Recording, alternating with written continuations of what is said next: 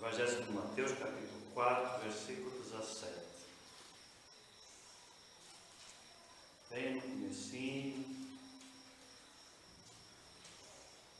Esse versículo é bem interessante porque ele é uma das primeiras declarações de Jesus enquanto ministro, enquanto pregador da palavra, né?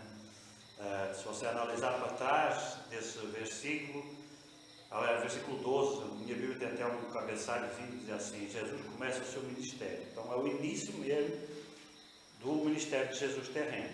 Pouco antes disso nós temos a tentação do deserto, no capítulo 3 temos João Batista. Então é a partir desse capítulo 4, versículo 12, que começa o ministério de Jesus.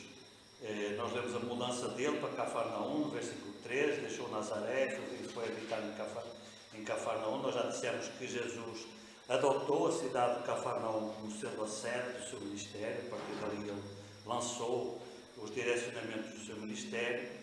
E no versículo 17, então, nós temos a primeira declaração ministerial, a primeira palavra de ministério, de pregação, a primeira proposta que Jesus fez para o povo.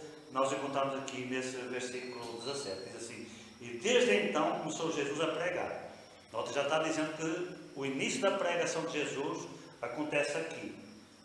E a dizer, agora eu quero que vocês prestem atenção sobre qual é o princípio, por onde é que Jesus começou o seu trabalho ministerial, o seu trabalho de pregação. Disse: arrependei-vos, porque é chegado o reino dos céus.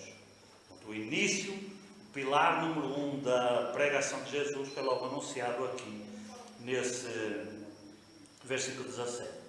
E eu me proponho a conversar convosco nas próximas semanas, não muitas, eu creio talvez só umas 3 semanas, sobre os 4 assuntos, os 4 pilares sobre os quais assentaram todo o ministério de Jesus, toda a pregação de Jesus, todo o ensinamento de Jesus. Ele assentou em 4 pilares. A partir dali ele derivou todas as coisas, mas se você analisar, são estes 4 princípios que norteiam todo o ministério de Jesus. E os quatro princípios ministeriais de Jesus foram o arrependimento, a fé, o discipulado e o senhorio.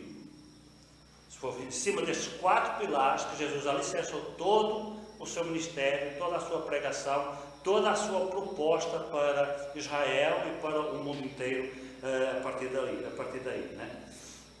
Então são estes 4 pilares do ministério de Jesus: arrependimento, fé, discipulado e senhorio. Mas eu gostaria de ver com você de uma forma um pouco mais calma, principalmente estes 2 primeiros princípios do ministério de Jesus, porque eles são extremamente importantes.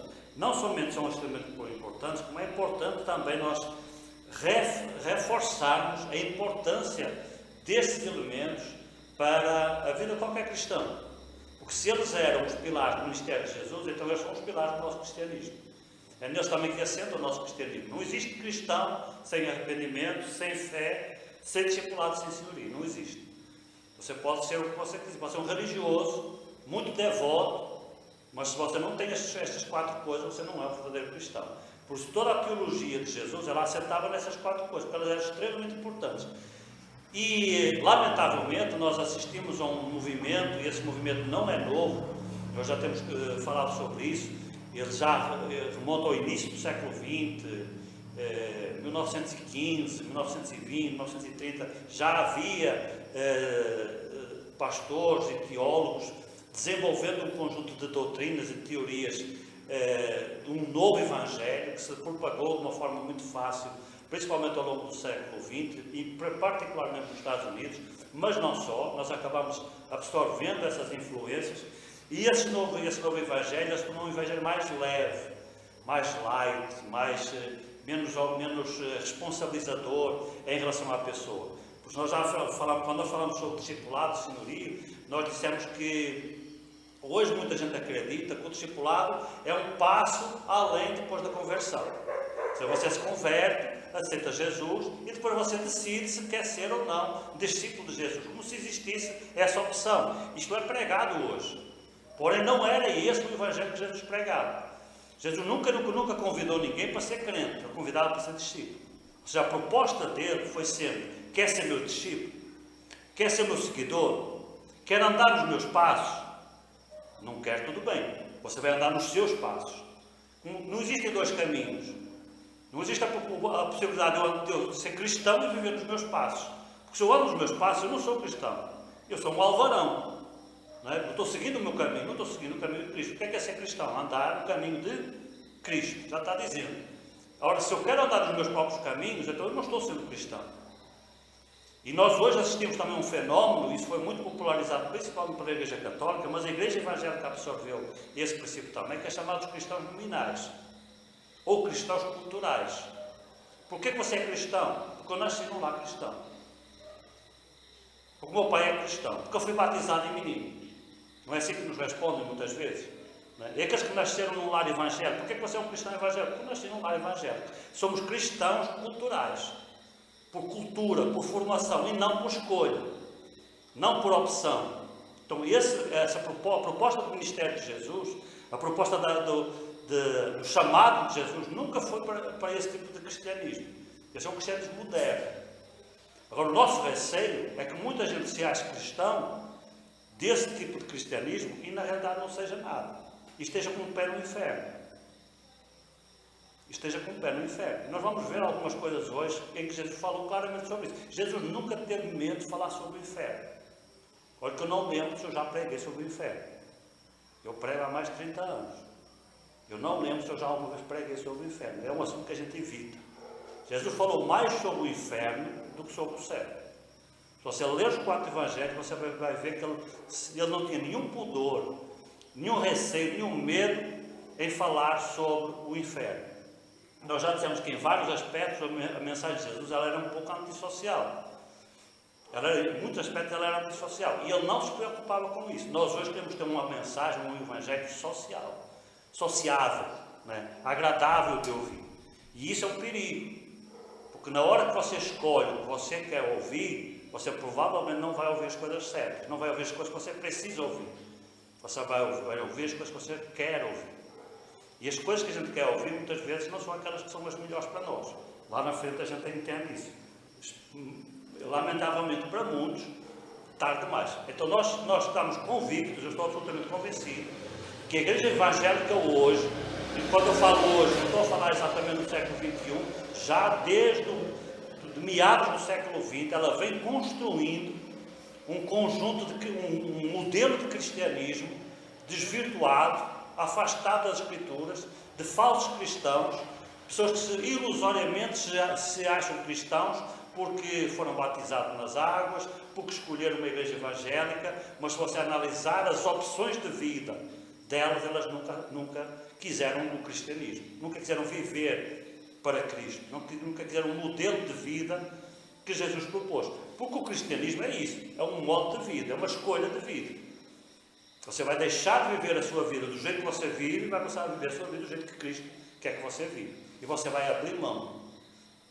A palavra de Deus é muito clara em relação a isso. Na necessidade que a gente tem muitas vezes de abrir mão de algumas coisas que a gente gostaria de fazer, mas que a gente sabe que estão erradas, para fazer aquilo que Jesus quer que a gente faça. Pilar número 1 para que isso aconteça é o arrependimento. E você nota que é exatamente por aí que Jesus começa o seu ministério, como nós lemos aqui no versículo: arrependei-vos porque é chegado o reino dos céus. Notem a primeira palavra que Jesus tem de pregação. Se isto é uma palavra politicamente correta, se isto é uma palavra agradável de se ouvir, quando você diz assim, se arrependa, não é assim uma coisa ameaçadora, confrontante, denunciador? Você chegar junto de alguém e dizer que para a pessoa se arrepender, você está sujeito a ser um murro, né? Porque é quase uma agressão. Porque ela tem implícito uma acusação. Quando você diz para alguém que ela precisa se arrepender, você está dizendo que ela está errada. Que ela está no caminho errado e precisa se arrepender. Pois Jesus começou exatamente assim o seu ministério. Isso para nós entendermos a importância do arrependimento na vida do cristão. Tanto na opção inicial que nós fazemos para crer em Cristo, a necessidade do arrependimento. Essa foi talvez o primeiro grande erro que começou a ser começou a ser ensinado a partir do início do século XX, que foi tirar o arrependimento do Evangelho. Ou seja, prega-se um Evangelho em que se diz à pessoa que ela não precisa de se arrepender. Ela precisa de escolher se quer Cristo ou não na sua vida, mas não precisa de se arrepender dos seus pecados. Esse Evangelho sem arrependimento nunca foi o Evangelho das Escrituras. Jesus não pregou esse Evangelho. Se nós formos ver, nós não vamos ver isso hoje, talvez na próxima semana, por uma questão de não demorarmos demais, mas o próprio Evangelho que já vem do Antigo Testamento, ele já é um Evangelho com arrependimento. Ele sempre cobra da pessoa que ela reconheça o seu pecado. Reconheça que é um pecador, precisa de salvação. Se eu preciso de ser salvo, é porque eu estou perdido, não é não? Alguém precisa de ser salvo depois de estar salvo? Você já está salvo, precisa de salvação? Não, você já está salvo. Se eu preciso de salvação, é porque eu estou perdido.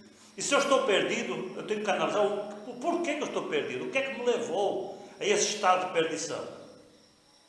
E eu vou chegar à conclusão que foram as minhas escolhas, os meus pecados, os meus erros em relação à lei de Deus. E eu preciso entender que eu tenho que reconhecer isso. Mas reconhecer como pecador. Nós vamos desenvolver essa questão do arrependimento, porque há muita confusão sobre até o que é arrependimento. O que é eu me arrepender? Qual é o conceito? Qual é a definição de arrependimento? Nós vamos desenvolver um pouco isto. Então a palavra pregada por Jesus desde o início do seu ministério, isto aqui acontece logo depois da morte de João. Então, João Batista foi morto por Herodes e logo em seguida Jesus começou o seu ministério. E ele começou exatamente por esse ponto. Arrependei-vos, porque é chegado o reino dos céus. O Senhor, além disso, não só ele começou por aqui, como o Senhor definiu o arrependimento como sendo o objetivo do seu ministério. Onde é que ele queria chegar com tudo o que ele ensinou ao longo de toda a sua vida? Levar as pessoas ao arrependimento. Olha que Jesus estava muito mais preocupado em levar as pessoas para o arrependimento do que levá-las para o céu. Por isso ele pregou um pouco pelo céu. E pregou muito pelo inferno. Por quê? Porque ele queria intimidar as pessoas. Mostrar para as pessoas os riscos que elas estavam correndo, vivendo nas suas escolhas. E o risco qual era? Era um risco de condenação. Por isso ele falou muito mais sobre condenação do que sobre salvação. Em Lucas capítulo 5, versículo 32, Jesus disse assim, notem o propósito. Arrependimento era objetivo, era algo a alcançar. Era ali que Jesus queria levar a pessoa. Eu não vim chamar os justos, mas sim os pecadores ao arrependimento. Lucas capítulo 5, versículo 32. Eu não vim chamar os justos, eu vim chamar os pecadores ao arrependimento. Ou seja, onde é que Jesus queria chegar? Levar a pessoa ao arrependimento. Hoje nós pregamos o Evangelho invertido. Nós dizemos assim, não, primeiro ela se converte, depois ela muda de vida. É claro que nós não estamos dizendo aqui, nós não estamos dizendo que a pessoa precisa mudar de vida para depois aceitar Jesus. Isso seria uma salvação pelas obras. Não é? E nós sabemos que a salvação é um ato de graça da parte de Deus. Nós não merecemos. Inclusive, você não consegue mudar de vida sozinho. Se você tentar, se souber que tem assim, um pecadinho de estimação na sua vida, você tentar resolvê-lo pelo seu próprio esforço, você vai passar a vida toda marrando contra o seu pecadinho e o tempo todo perdendo para ele. A gente precisa de uma força especial, além da nossa, algo mais forte que nós. Porque o pecado tem um fator escravizante e viciante. Ele nos escraviza e nos vicia. Então, por causa do pecado, por causa desse poder escravizante e viciante do pecado, nós acabamos tendo muita dificuldade para conseguir vencer. E nós precisamos do quê? Da ação do Espírito Santo. É o Espírito Santo que nos ajuda, nos dá forças, nos motiva, nos encoraja para a gente conseguir vencer o pecado. Mas mesmo assim a gente ainda cai muitas vezes. Mas Ele nos renova de novo, e nos dá força de novo, nos capacita de novo para a gente se levantar e seguir em frente. Mas o objetivo do ministério de Jesus foi levar os pecadores muito mais, antes de os que levar para o céu, levá-los ao arrependimento. Porque eu sabia que não tem como alguém ir para o céu se não se arrepender. O apelo ao arrependimento foi uma nota constante do ministério de Jesus. Em Lucas 13, capítulo 13 e versículo 5, ele enfatizou mais ainda a importância do arrependimento. Ele disse assim, não vos digo antes, que se não vos arrependeres, todos de igual modo perecereis. Esta expressão ela é repetida 2 vezes no espaço de 3 versículos. É no versículo 13 e no versículo 5 Jesus diz a mesma coisa. E ele dá alguns exemplos de umas pessoas que morreram, nos acidentes, e ele diz: vocês acham que vai haver mais misericórdia para vocês do que para aqueles? Não, antes vos digo, se não vos arrependerdes, todos igualmente perecereis. Notem em que parâmetros Jesus coloca o arrependimento. Jesus coloca o arrependimento como sendo vital. Ou se arrepende, ou vai para o inferno. Não fica claro aqui? Ou se arrepende, ou vai para o inferno. Não tem meias palavras. E Jesus não estava preocupado se a pessoa ia gostar, se ela ia ficar escandalizada com a pregação pesada dele. Não, ele pregava aquilo que era o certo. Se não vos arrependeres, todos igualmente perecereis. Ou seja, todos serão condenados. Agora, o que é arrependimento? Qual é a definição de arrependimento? Segundo os estudiosos dos originais gregos, onde parte dessas palavras foram escritas, a palavra arrependimento, ela significa mudança de mente, mudança de mentalidade. O que é arrependimento? Uma mudança de mentalidade, mudança de atitude, mudança de propósito face à vida, ao pecado e à espiritualidade. O que é que me arrepender? Não é só eu. Nós vamos já ver aqui alguns detalhes bem interessantes. Porque a gente acha que arrependimento é assim. É eu achar que uma coisa está errada. Eu fiz uma coisa errada e eu reconheço que está errada. A gente banaliza muito. Isso é uma visão muito redutora do que é arrependimento. Arrependimento inclui isso? Inclui. Mas não é só isso. É muito mais do que isso. É muito mais do que isso. É claro que para que você se arrependa, você tem que reconhecer que fez alguma coisa errada. Ou que tem uma natureza tendencialmente errada, que a Bíblia chama de natureza pecaminosa. Todos nós temos essa tendência natural que a gente tem para pecar, para errar. Todos nós temos, parece que o negócio está escrito no nosso DNA. Por isso é que eu disse que o pecado tem esse problema. Ele é escravizante e viciante. E a gente não consegue se libertar dele. E por isso a gente peca com toda a frequência, com grande frequência. E a gente reconhece: rapaz, eu vacilei, eu pisei na bola, eu não devia ter falado aquilo, eu não devia ter pensado aquilo, eu não devia ter visto aquilo. A gente reconhece. Isso pode ser um princípio da caminhada do arrependimento, mas não é só isso, ela é muito mais do que isso. Na realidade, ela é uma mudança de mentalidade. Quando Jesus convidava a pessoa para o arrependimento, ela estava dizendo o quê? Muda de vida. Muda a sua atitude em relação à vida. É isso que está faltando no Evangelho hoje. Uma pregação em que diga às pessoas que elas têm que mudar o pensamento delas em relação à própria vida, à sua existência. Deixar de viver essas suas vidinhas egoístas, focadas em coisas fúteis, banais, prazerzinhos passageiros, levianos, uma coisa que não tem valor. E a pessoa parece que prioriza isso mais do que a própria alma, se submetendo à possibilidade de condenação no inferno, por causa de besteira, coisa de nada. Você espreme e não sai nada. E as pessoas trocam a eternidade por uma coisa tão fútil. Por quê? Porque não muda a mente. A pessoa tem que mudar a mentalidade. Ou muda a cabeça ou não muda nada. E é isso que Jesus pregava. Você tem que mudar de atitude em relação à sua vida. Então, o que é arrependimento? E qual é a diferença entre arrependimento e remorso? Vamos entender isso aqui. O remorso é um sentimento errado? Não. Na realidade, a caminhada do teu remorso é igual à caminhada do teu arrependimento. Só que o arrependimento depois continua e o remorso para. É aqui que está a grande diferença. Vamos começar aqui. Primeira definição de arrependimento. É uma convicção do erro.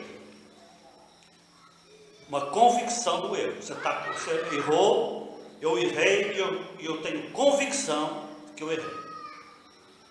Só que não é uma mera convicção intelectual. Você assim, está certo, eu errei. Mas é quando você sente vergonha do seu erro. Quando a gente erra, mas ela tem tanto impacto essa convicção nos impacta tanto que a gente fica com vergonha do nosso próprio erro. A gente fica triste por ter praticado. A gente tem vergonha e fica triste por ter praticado. Mais ainda, a gente não se desculpa. Sabe qual é um dos princípios que mostra que a pessoa não está arrependida? É quando ela diz assim: não, eu fiz isto, está errado, mas foi porque fulano, não sei o quê. Foi porque a circunstância me levou a pecar. Por que é que eu pequei? Eu pequei, não é errado, eu errei mesmo, mas é porque eu fui induzido. Entende?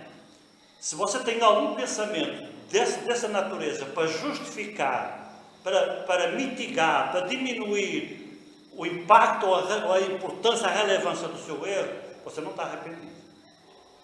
Você não está arrependido. Isso é que derruba o arrependimento.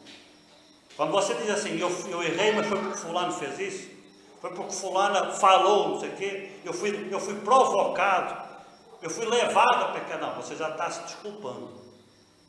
Você acha que dá para chegar na presença de Deus com um argumento desse? Honestamente. A gente fala essas coisas uns para os outros. Às vezes a gente fala até para nós mesmos. E para Deus, você falaria? Você diz assim: não, mas é que eu errei porque eu fui levado a errar. Eu acho que ele só com o olhar já derrubava o nosso argumento. Só com o olhar dele, não precisava nem falar nada. O verdadeiro arrependimento, ele começa por aí, nota. O verdadeiro arrependimento, ele começa com uma convicção do erro. Não tem nada de errado nisso. Mas é uma convicção do erro sincera, honesta. Se eu errei porque eu errei. Houve circunstâncias que me influenciaram? Houve, mas eu escolhi o errar. Foi uma escolha minha. Ninguém me amarrou, ninguém me obrigou. Eu não fui forçado a errar. Na hora que você cometer um deslize, para o qual você foi obrigado a errar, eu quero dizer que você não errou. Quem errou foi quem lhe obrigou a errar. Há situações que você pode ter que errar porque alguém está lhe obrigando a errar. Eu vou dar um exemplo. Tem aquela história que diz assim: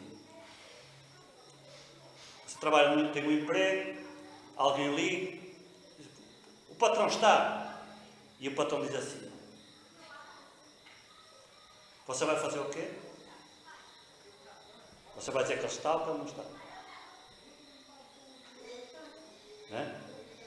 Muita gente acha que nós temos a obrigação de dizer que ele está, porque senão não estamos mentindo. Concorda? Isto é pensamento corrente, está errado. Você está trabalhando, está cumprindo ordem. Ele mandou você mentir, você fala o que ele mandou, a responsabilidade é dele, não é sua. Quer um exemplo na Bíblia? Eu vou dar um exemplo na Bíblia. Nos dias de Abraão, houve uma grande fome. Em consequência da fome, Abraão escolheu, em vez de confiar em Deus, que Deus o haveria de sustentar, ele escolheu descer ao Egito, porque havia fartura na terra do Egito. Então Abraão decidiu descer ao Egito. Você encontra isso lá ainda no livro do Gênesis, no capítulo 12 para a frente, você encontra essa história. Ele desce ao Egito e, junto com ele, vai a família dele e todos os bens que ele tinha, os gados dele e, naturalmente, a esposa dele. A palavra de Deus diz que a esposa de Abraão, Sara, era uma mulher muito bonita. Quando ele desceu ao Egito, o que é que Abraão pensou? Quando o faraó vir a minha mulher, vai querer ficar com ela. Para ele ficar com ela, o que é que ele vai fazer? Vai mandar matar. Aí o que é que ele fez? Pediu à sua esposa para se apresentar como irmã. Não é? Pediu a Sara para se apresentar a Faraó como irmã. Quando o Faraó, só que aí deu um problema maior do que ele tinha imaginado, não é? Porque se ela era irmã dele, então não tinha problema nenhum com a Faraó. E Faraó se apaixonou pela mulher de Abraão. E como ela era só irmã de Abraão, não tinha problema. Até que Abraão foi obrigado a ter que contar que ele tinha mentido. Foi expulso da terra de Faraó por causa dessa mentira. Você nunca encontra na Bíblia nenhuma repreensão em relação a Sara. Nunca. Você encontra em relação a Abraão? Nunca lemos que Deus tenha repreendido Sara porque ela disse a Faraó que era irmã de Abraão. Por quê? Porque Sara obedeceu uma ordem do marido. Quem foi o responsável pela mentira? Abraão. Quem foi responsabilizado pela mentira? Abraão. E Sara foi absolvida, porque ela apenas cumpriu uma ordem.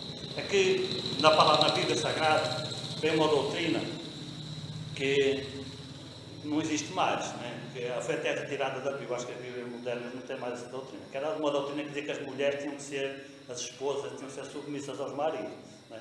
Essa doutrina foi abolida da Bíblia, não tem mais nada. Mas no tempo da Bíblia tinha ainda essa doutrina, né? Que as mulheres tinham que ser submissas aos maridos. E a Bíblia diz que Sara era verdadeiramente uma mulher submissa, de tal hora que ela chamava Abraão de Senhor. Olha que costume bonito, não é? Tinha antigamente. As mulheres chamavam os maridos de Senhor, né? Estamos a aplicar aos irmãos. Né? Pois é, então Sara, como era uma mulher submissa, Abraão mandou e ela obedeceu. Nunca ela foi repreendida porque ela obedeceu. Ela cumpriu uma ordem do seu marido. Né? Porque se o patrão diz, diga que eu não estou, eu digo que ele não está. Quem é a responsabilidade dele? Eu estou cumprindo a ordem. Entende? Isso aqui é um ponto importante. Então, primeiro ponto do que é arrependimento é uma convicção de erro que nos provoca vergonha e tristeza sem desculpas, sem julgar culpa para o outro. Mas foi fulano, não, sem desculpas, você errou porque você escolheu. Na hora que você cumpre uma ordem, você não tem escolha. Por que não há responsabilização no caso de Sara? Porque ela não foi uma escolha dela. Ela não escolheu mentir. Abraão obrigou ela a mentir. Entende? Então ela não foi responsabilizada pelo erro. Só que no geral, nós escolhemos se a gente quer ou não fazer aquela coisa. Às vezes a gente até lembra da palavra de Deus. Tá? A Bíblia diz que eu não devo fazer isso. Mas a gente faz assim mesmo. Porque às vezes a gente faz e nem lembra, né? Da Bíblia. Depois lembra mais tarde. Que o pai da Bíblia dizia que eu não devia ter feito isso. Mas muitas vezes a gente até lembra. A gente está fazendo asneira e lembrando que a Bíblia nos condena por isso. E a gente faz assim mesmo. Então a nossa responsabilização não tem desculpa. Segundo ponto. É uma convicção de desejo de não ter praticado aquilo. Isto é outro erro frequente que a gente comete. Já aconteceu com você de você fazer uma coisa errada, reconhecer que fez uma coisa errada, mas dizer assim, mas eu faria de novo. Já aconteceu com você ou foi só comigo? Nunca aconteceu com você, comigo já. A gente fez uma coisa errada, mas a gente sabe que está errado, mas a gente diz, mas eu faria de novo. Isso não é arrependimento. O arrependimento ele não faz de novo. O arrependimento ele desejaria não ter feito. Se possível, eu preferia não ter feito aquilo.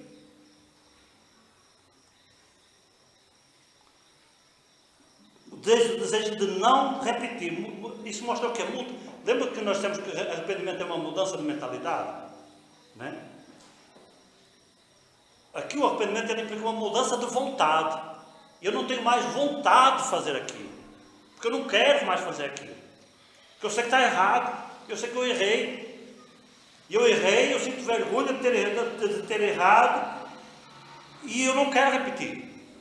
Eu quero tirar isso da minha vida. Eu quero mudar a minha vida. Isto é arrependimento.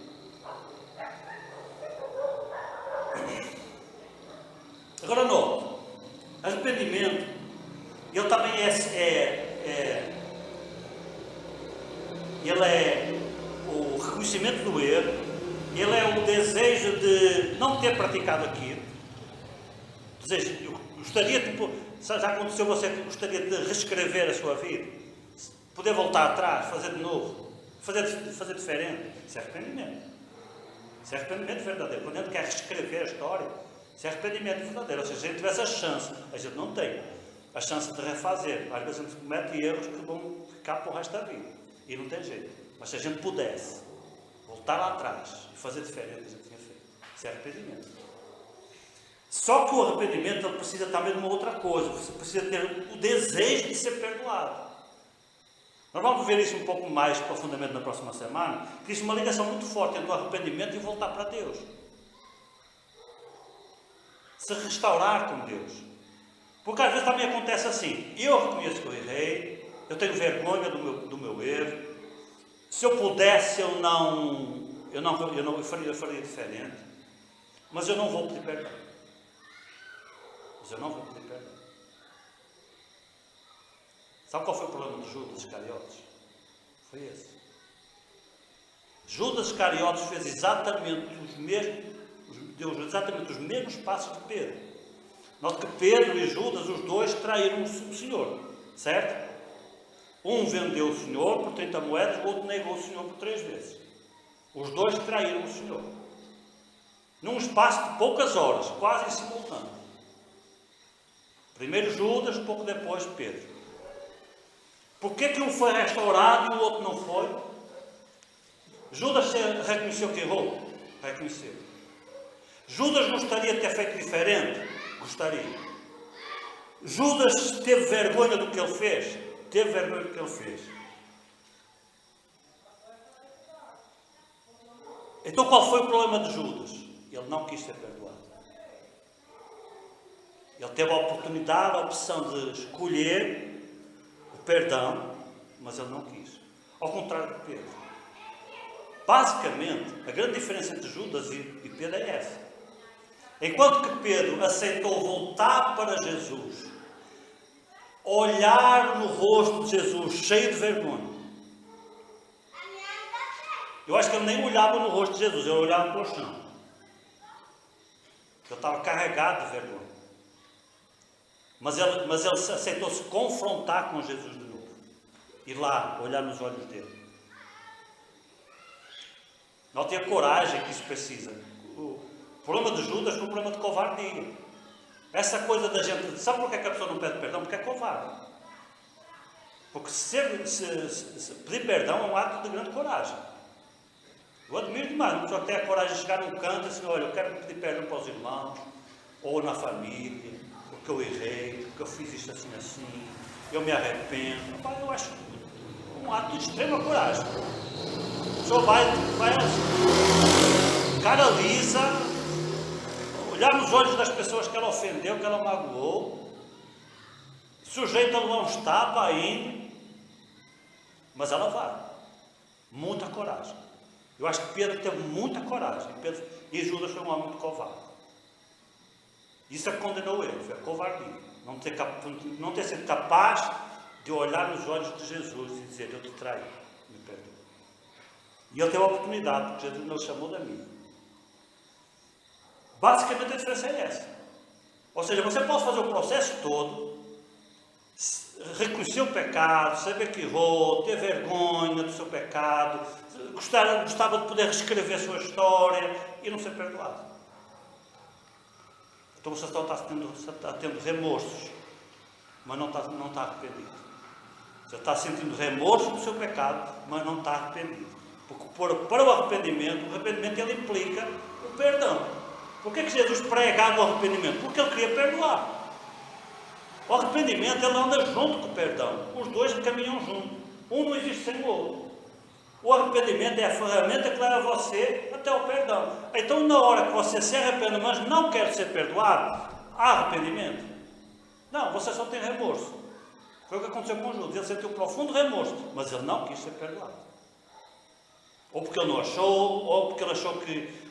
Sabe que a Bíblia diz que o diabo cega o entendimento dos incrédulos, não é? E às vezes até dos crédulos também. Se você deixar ele cegar até o seu também. E ele nos convence de coisas do inferno. Ele nos convence que a gente não merece ser perdoado. E ele não está errado, porque a gente não merece mesmo. Só que a proposta de Deus não é um perdão com base no mérito. É com base na graça e na misericórdia. Por que eu posso ir até Jesus de cara lisa e dizer, Jesus me perdoa porque eu pequei? Não é porque eu mereço que eu não mereço. Não adianta o diabo me convencer que eu não mereço, que eu já sei que eu não mereço. E eu vou lá porque eu creio, acredito na promessa de misericórdia e graça da parte de Deus. Senão não vale a pena nem você tentar. No caso de Judas, eu acredito que talvez o diabo tenha convencido ele que ele não merecia o perdão. E ele não foi pedir perdão porque ele achou que ele não era digno. Só que arrependimento implica as duas coisas não juntas. O arrependimento é a ferramenta para conseguir o perdão. Então, arrependimento leva invariavelmente até Deus. Leva a pessoa a voltar-se para Deus. E isto a palavra de Deus nos diz que é uma ação do Espírito Santo. Né? Lá em João capítulo 16, versículo 8, diz que o Espírito Santo nos convence do pecado, da justiça e do juízo. Quem é que convence você que você errou? O Espírito Santo. Só que o arrependimento do Espírito Santo lhe conduz até Cristo, até o perdão. E o arrependimento segundo o mundo, Paulo fala dele lá na carta aos Romanos, se não estou em erro, ele é um arrependimento para a morte, é o arrependimento de Judas. Ele reconhece o pecado, reconhece, mas ele não quer perdão. O arrependimento do Espírito Santo, ele leva você até Cristo. Para quê? Para você ser perdoado. Então a gente precisa de entender estas características do perdão. Mais ainda, o arrependimento verdadeiro, ele implica recuperar os danos provocados. Por isso é que ele implica uma mudança de vida. Imagine que eu tenho um negócio, isso até aconteceu, isso era espelhado num filme cristão, americano, eu não lembro o nome do filme. Sei que é com o mesmo ator daquele filme Desafiando Gigantes. Lembro desse filme, que no futebol americano, tem o treinador, né? É o mesmo, o ator é o treinador. Mas nesse outro filme, ele é vendedor de automóveis. Só que é um vendedor de automóveis pilantra, que ele enganava as pessoas. Ele fazia uns negócios lá e os negócios não davam certo. O carro dele era todo quebrado. Porque assim, ele ganhava dinheiro, mas o dinheiro era todo pelo ralo. Não dava certo a vida dele. Vivia numa casa também toda coisa, era cristão. Mas a vida dele não correspondia ao cristianismo. Até que ele um dia se converte de verdade. Ou seja, ele era um cristão cultural. Que numa sociedade como a americana, que é a esmagadora, a maioria são evangélicos, não é? Principalmente nos estados mais importantes, a religião evangélica é maioritária sobre a religião católica, então leva a que haja muita gente lá que nasceu num lar cristão, frequenta a igreja desde menino, então são cristãos culturais, nunca se converteram. E foi o caso dele, ele nunca se converteu. Até que ele um dia se arrepende, de verdade. Se arrepende, se converte de verdade e muda de vida. Você sabe o que é que ele fez? Então, nesse filme, ele foi de porta em porta, na casa das pessoas a quem ele tinha vendido carro, e devolveu o dinheiro que ele tinha recebido errado dessas pessoas. Eu lembro de uma porta que ele bateu, e era uma senhora de idade, e a senhora recebeu ele com o guarda-chuva e deu umas guarda-chuvadas no homem, né? Correu, ele ficou com raiva dele, recebeu o dinheiro e ele ficou com raiva dele. Sabe o que isso acontece? A gente pode se arrepender do nosso pecado e depois eu vou corrigir o meu erro. Eu vou na casa das pessoas que eu enganei, eu vou na casa das pessoas que eu defraudei, eu vou na casa das pessoas a quem eu menti e eu vou pedir perdão. E você pode sair de lá com a pessoa com raiva de você. Mas você fez a sua parte. Né? E nós lemos isso na palavra de Deus justamente no caso de Zaqueu. Zaqueu é o exemplo de um verdadeiro convertido. É o exemplo de um verdadeiro convertido. Quem era Zaqueu era um cobrador de impostos. Nós sabemos que, nós já falamos isso aqui, segundo a regra do Império Romano, eles cobravam impostos e o Império Romano deixava eles cobrar acima do estipulado. A parte de Roma era fixa, acima disso era o lucro deles. E havia um lucro razoável, mas havia muitos que eram desonestos e cobravam bem além do razoável. Não é? E Zaqueu era um desses. E a palavra de Deus diz que ele, quando se converteu, ele devolveu com juros e correção o dinheiro todo que ele tinha roubado. Isso é um verdadeiro convertido.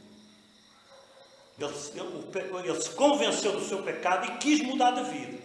Mas não é só assim, vamos mudar daqui para a frente. Para trás ficou, né? Quem eu enganei, quem eu roubei, quem eu menti, quem eu traí, e fica por assim mesmo. Não, fica por assim mesmo não. O verdadeiro arrependimento não é assim. O verdadeiro arrependimento leva a pessoa a mudar de vida e se tem ainda a possibilidade de corrigir os danos, vá lá e corrige. Tem coisa que não dá para a gente corrigir, mas tem coisa que dá. Tem coisa que dá para a gente corrigir. Não é? E Zaqueu é um exemplo de um cara, justamente, assim, que se converteu de verdade e foi lá e corrigiu. Notem de novo, precisa de coragem para fazer isso? Muita. Foi bem recebido em todos os cantos? Com certeza não. Sabe porquê que muita gente não faz isso? por uma coisa chamada vergonha. Porque eu tenho vergonha. Ou pior ainda, a pessoa acha que se ela for na casa do fulano, a quem ela enganou e a quem ela defraudou, que ela vai ficar sendo falada. Deixa eu perguntar uma coisa. Você alguma vez ouviu falar sobre isso aqui que eu estou falando agora, sobre Zaqueu? Dificilmente. Dificilmente se fala sobre isso. Enfatizar que Zaqueu foi lá devolver o dinheiro. Enfatizar que Zaqueu era um cara que enganava, que roubava. Dificilmente você ouve falar sobre isso. Sabe por quê? Porque não tem graça. Tem graça falar de você enquanto for ao culto. Fulano fez isso assim, assim. Enquanto for escondido, tem graça. Dá uma fofoca que corre a cidade toda. Na hora que você diz assim, fiz mesmo, peço perdão, errei mesmo, sabe uma coisa? Perde a graça. Ninguém mais fala sobre o assunto. Você fala sobre Zaqueu como foi um cara que quis conhecer Jesus, que ele era baixinho, que ele subiu numa árvore, que Jesus quis cear na casa dele. Não é isso que a gente fala sobre Zaqueu? E a história de que ele foi lá devolver o dinheiro que ele tinha roubado, você ouve falar? Não. Porquê? Porque não tem graça. Porque ele foi lá e disse, foi mesmo, eu roubei mesmo, eu enganei mesmo, está aqui o dinheiro. Assunto encerrado. Fechou. Perdeu a graça. É por isso que vale muito mais a pena a gente ser honesto e íntegro, de acordo com a palavra de Deus. O que fica para a história não é isso. O que fica para a história é o que a gente fez de proveitoso. Agora, mantenha alguma coisa oculta, escondida na sua vida, que você vai ver se essa história não rende. Porque isso é que tem graça. As pessoas gostam de falar dessas coisas. Aquilo que está escondido. Fulano fez assim. Fulano falou não sei o quê. Fulano não sei o quê. Né? As pessoas gostam dessa parte da história. Na hora que você chega e diz, fiz mesmo, acabou. Peço perdão. Perdeu a graça. Ninguém mais fala do assunto. Por isso é muito melhor a gente aprender com a palavra de Deus e viver de acordo com a palavra de Deus. É muito melhor para nós do que a gente andar nessa besteira de que o diabo nos engana, de que a gente não quer correr certos riscos e acaba correndo a riscos maiores ainda.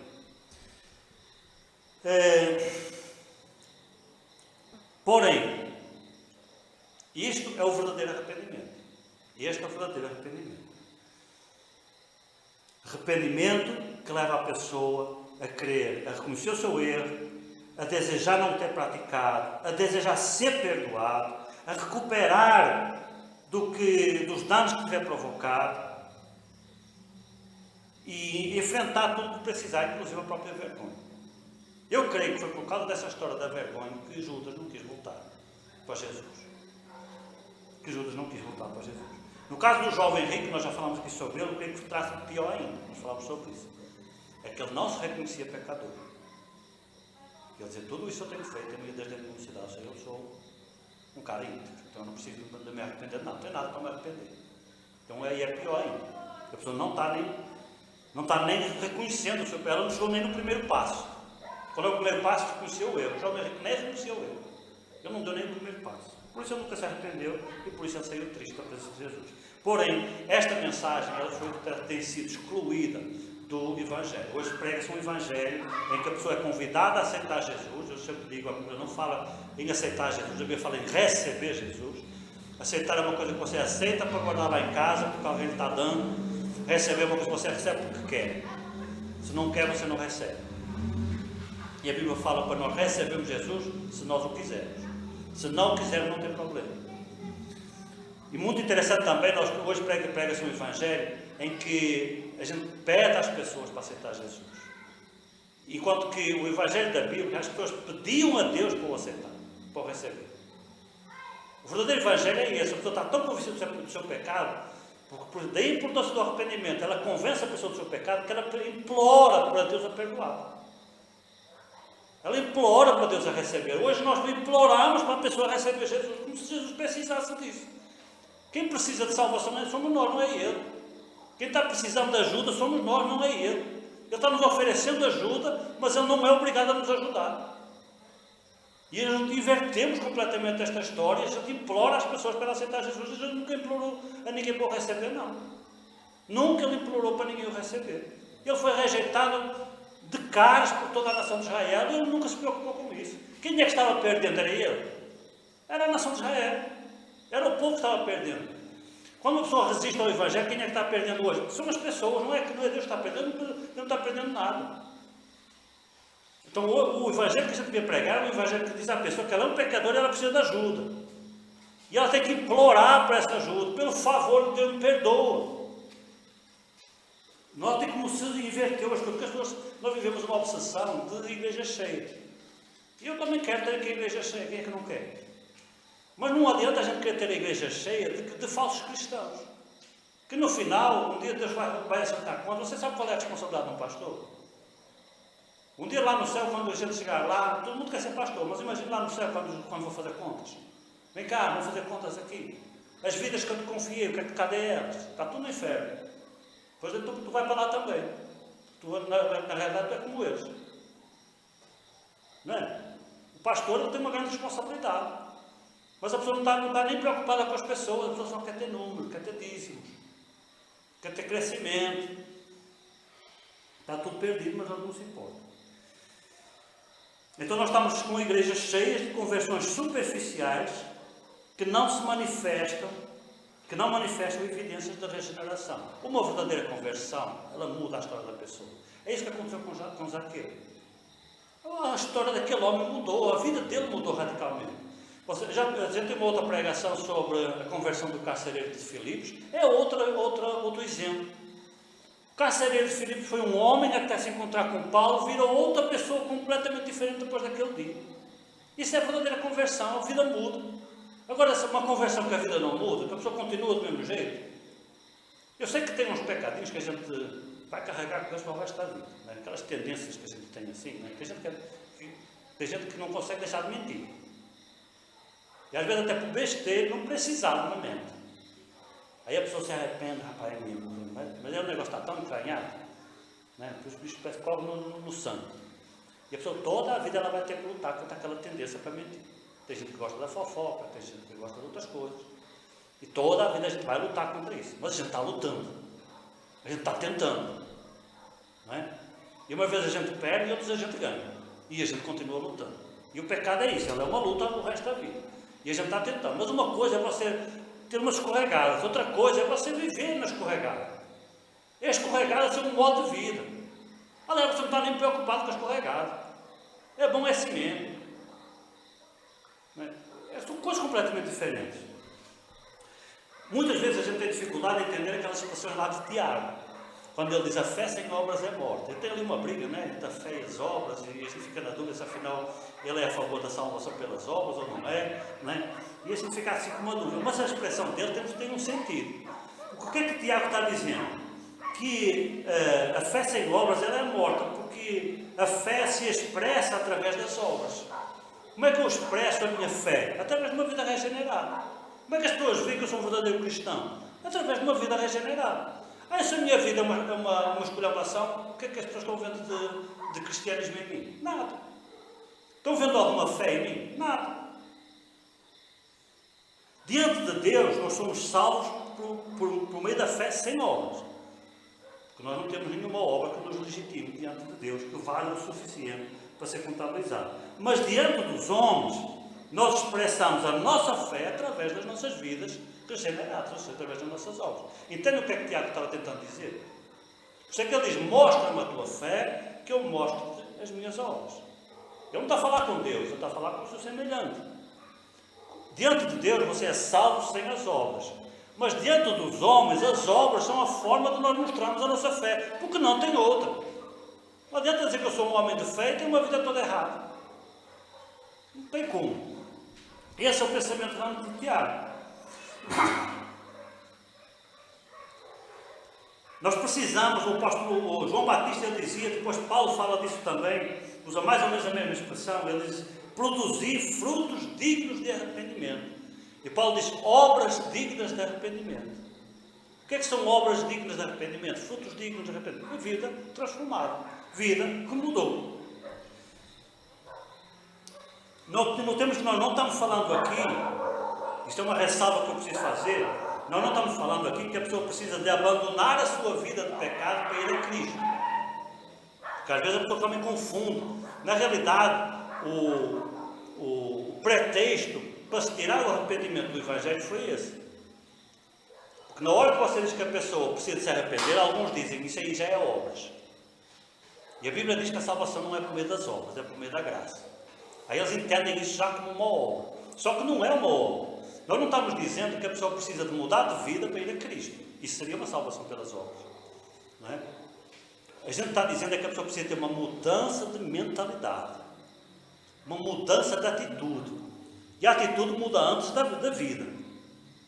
É quando muda a atitude que depois a vida muda. Mas para a vida mudar, você vai precisar da ação do Espírito Santo. Para dar forças, capacidade para você mudar de vida. Até lá você não vai conseguir. Mas você já tem a predisposição para que mudar de vida. Isso é o arrependimento. É o arrependimento que leva à salvação. Você não mudou de vida ainda. Quando a gente começa a evangelizar uma pessoa, a vida dela ainda está do mesmo jeito. Mas o Espírito começa a trabalhar nela e ela começa a desejar sair daquela vida. Mudar de vida. Abraçar um novo projeto. Uma nova perspectiva. E isso é o que vale a pena. Em conclusão, antes de subir aos céus, Jesus comissionou os seus discípulos para que, em seu nome, pregassem o arrependimento e a remissão dos pecados em todas as nações, começando por Jerusalém. Estou a ler o versículo lá em Lucas 24, versículo 47, último capítulo do Evangelho de Lucas, ou seja, final do ministério terreno de Jesus. Então, qual foi a primeira palavra do ministério terreno de Jesus? Arrependei-vos, porque é chegado o reino dos céus. Qual foi a última palavra do ministério de Jesus? Preguem o arrependimento para a remissão de pecados entre todas as nações, começando em Jerusalém. Ou seja, o arrependimento foi uma mensagem que transpassou todo o ministério de Jesus, desde o início até ao final. Eu quero terminar lendo um parágrafo, ou dois, aqui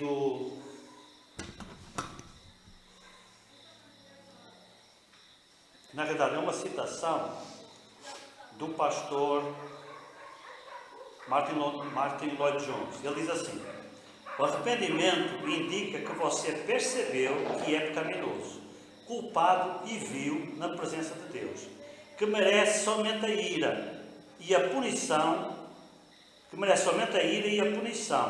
imposta pelo Senhor Deus, e que está assim caminhando diretamente para o inferno. Então o que é o arrependimento? Primeiro, é a convicção de que eu sou um verdadeiro pecador. Diante de Deus, sou um pecador detestável, vil, e que eu estou caminhando para o inferno. Significa que você começou a perceber que algo denominado pecado está em você, e que você anela por se livrar dele. E você volta e quer voltar as costas para o pecado, em todas as suas formas e variedades. Você renuncia ao mundo e a qualquer custo, ao mundo em sua mentalidade e perspectivas, bem como nas suas práticas. E você também se nega a si mesmo, toma a sua cruz e põe-se a seguir a Cristo. Os entes mais queridos e íntimos poderão chamá-lo, juntamente com o mundo, de um homem insensato. Ou poderão dizer que você é um maníaco religioso. Talvez você até tenha que sofrer financeiramente, mas não faz diferença. Isto é arrependimento. O arrependimento não é um ato único. O arrependimento que ocorre na conversão, ele dá início a um processo vitalício e progressivo de confissão. Ou seja, a gente vai continuar pecando e vai precisar continuar se arrependendo e confessando. Notem a diferença do arrependimento de Judas. Foi um arrependimento sem confissão, enquanto que o arrependimento de Pedro foi um arrependimento com confissão. Essa atitude ativa e contínua de arrependimento produz a humildade de espírito, o choro e a mansidão sobre o qual Jesus falou nas bem-aventuranças. Esta é a marca do verdadeiro cristão. Amém? Que Deus nos abençoe. Ficamos aqui com a palavra de Deus. Então, este é o primeiro pilar que marcou todo o ministério de Jesus. ou enfatizar a importância do arrependimento. Amém? Vamos ficar de pé, vamos na oração.